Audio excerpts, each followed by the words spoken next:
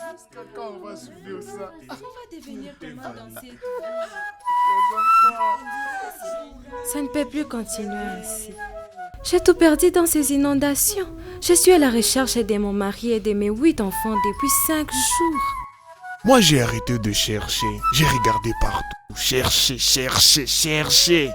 J'ai même soulevé de pierres pour voir si ma femme s'y trouvait. Si ces jours-là, je n'étais pas sorti m'essoler, on serait aussi en train de me chercher maintenant. Mais qu'est-ce qu'on a fait au bon Dieu pour mériter ça? Nous n'avons même plus à manger. Nos champs sont complètement dévastés.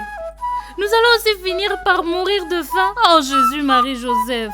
Ah Seigneur, jusqu'à quand on va subir ça? On va devenir comment dans cette vie? Les enfants. On dirait journée de jugement dernier. Au lieu de crier, réfléchissons ensemble sur une solution collective à notre malheur. Il n'y a pas de solution. Mais nous sommes foutus. J'ai entendu à la radio dire que nous payons pour les erreurs des autres. L'Afrique représente moins de 4% des émissions mondiales de CO2.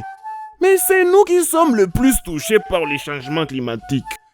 Les pays pollueurs ont promis une somme de 100 milliards de dollars chaque année pour financer les programmes d'adaptation au changement climatique. Mais hélas, cela n'est qu'une promesse de plus qu'ils tiennent dans leur COP où ils ne nous invitent même pas.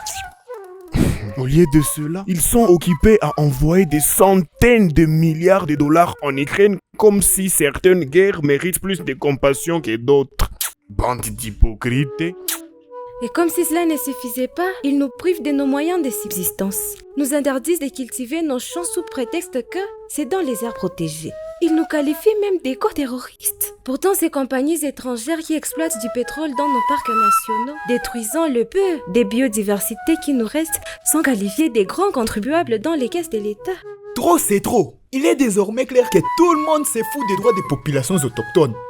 Que ce soit le gouvernement qui veut vendre 27 blocs pétroliers sans nous consulter, comme d'ailleurs le prévoient les codes portant régime des hydrocarbures de la RDC, ou encore ces organisations qui nous diabolisent quand nous voulons exploiter notre terre, ou encore ces pollueurs qui ne réalisent pas leurs promesses.